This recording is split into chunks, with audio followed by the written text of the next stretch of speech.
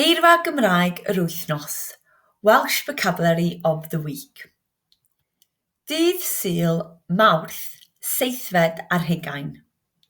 Dydd Sul, Mawrth, seithfed ar hugain. On Sunday, which will be the 27th of March, we will be celebrating Sul y Mamau. Sul y Mamau. Mothering Sunday. And I thought this week that we could learn some key vocabulary linked to y teulu, the family. Y teulu. Aelodau'r Teulu, family members. Aelodau'r Teulu. Mam, mum. Mam. Tad, dad. Tad. Brawd, brother.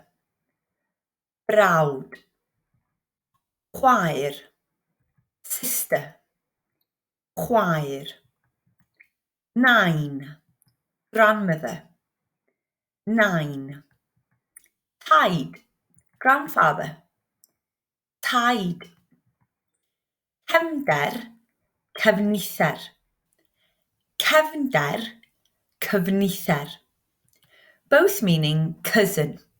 But the first one, Cefnder, is a male cousin, and Cyfnither is a female cousin. Cefnder, Cyfnither. Ewythr. Ewythr. Uncle. Modryb. Aunty. Modryb. So they're the different Aelodau'r Teulu family members. To say who's in your teulu, in your family, you can use the sentence structure yn fy nheulu fy. In my family, there's my blank. Yn fy nheulu fy.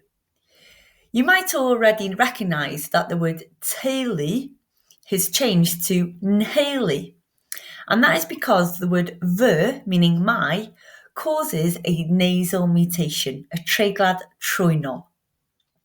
If you look at the table, 6 letters, 6 letters are affected nasally. They are P, T, C, B, D, G. P, T, C, B, D, G. And they change, as you see, to the column, the nasal column. Here are some enghreifftiau, some examples. Fy tad, meaning my dad. My dad. Fy tad. Fy causes a nasal mutation, so the T turns to an NH. Fy nhad, my dad. Fy nhad. Fy brawd, my brother. We look at the table and the B for brother, Brawd, mutates to an M.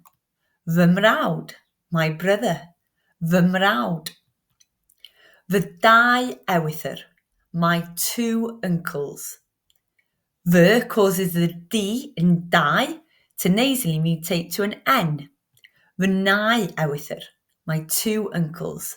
Fy nau Ewythr.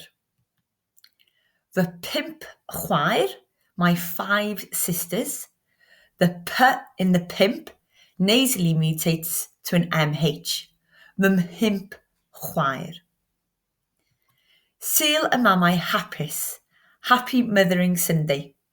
Cofiwch, remember, if you'd like to attend any Welsh language lessons virtually with me, the Welsh language tutor, please drop me an email. beth.w.jones@wales.nhs.uk. Diolch am wrando, thanks for listening. Hwyl fawr.